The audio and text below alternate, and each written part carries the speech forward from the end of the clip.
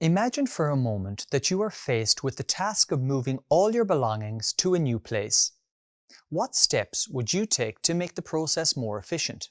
Well, you'd probably start by sorting items and packing them into boxes, and then labeling those boxes so that you have an idea of what each one contains.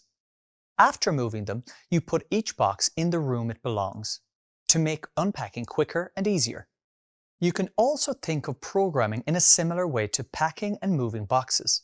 You have many different data types at your disposal, but coding efficiently starts with knowing when and where to use them. In this video, you'll learn to identify the primitive data types in JavaScript.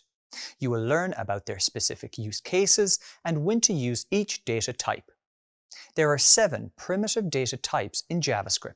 These are string, number, boolean, null, undefined, big int, and symbol. Let's begin by learning about the first 2, which are strings and numbers. Let's say that you are building an e-commerce app for selling guitars. When a user views the page for the most popular model, you want them to see the name of the guitar, the description, the best guitar around, and the price of $375. Seems simple enough, right?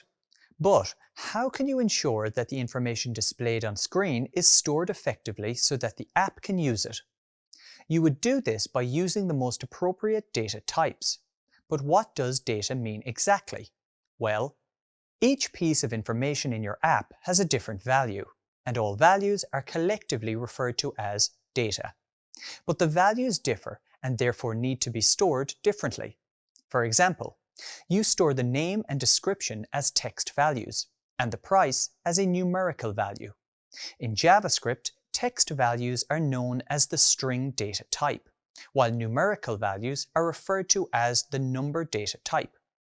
From a programming perspective, making a distinction between numbers and text is important because they adhere to different rules.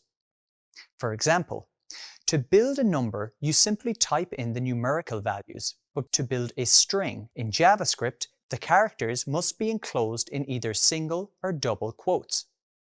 There is also a difference in the number of combinations that the number and string data types can store. The number data type has a very wide range in JS, enough for most common use cases. However, it is limited up to a point, determined by JavaScript's calculation capabilities. The string data type practically has an unlimited number of combinations of characters. There is almost an infinite number of ways we can combine different characters into strings. Okay, so back to our app example. The data must be stored using different types. The price will be stored as a number, while the name and description will be stored as strings, with each one wrapped in double quotes. You now know that the string data type is great for storing values such as titles and descriptions, while the number data type is better suited for prices or any value that you would like to calculate. However, there are additional data types in JavaScript to help you tackle different tasks. Next, let's explore each of the remaining data types and their specific use cases to better understand how you might make good use of them. Let's think of each one as a box, like I mentioned earlier. The Boolean data type has only 2 values, true and false. This means that it is useful for making decisions. Sometimes it's necessary to know when a variable does not contain a value, and JavaScript has 2 data types to express just that. First, there is the null data type, which only has the value null and represents the absence of value. You also have the undefined data type, which can only hold the value undefined and usually refers to a variable that has not yet been assigned a value.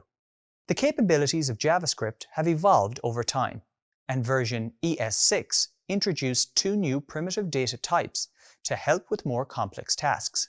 One is the big int data type, which is like an extra large box that can accommodate a much greater range of numbers than the number data type. Finally, there is the symbol data type, which can be used as a unique identifier. Think of it as having multiple boxes with the same label and using different serial numbers to avoid mixing them up. In this video, you've learned about the various data types available in JavaScript. Remember that every data type has a specific use case, and knowing when to apply each one will make you a better coder. See you next time.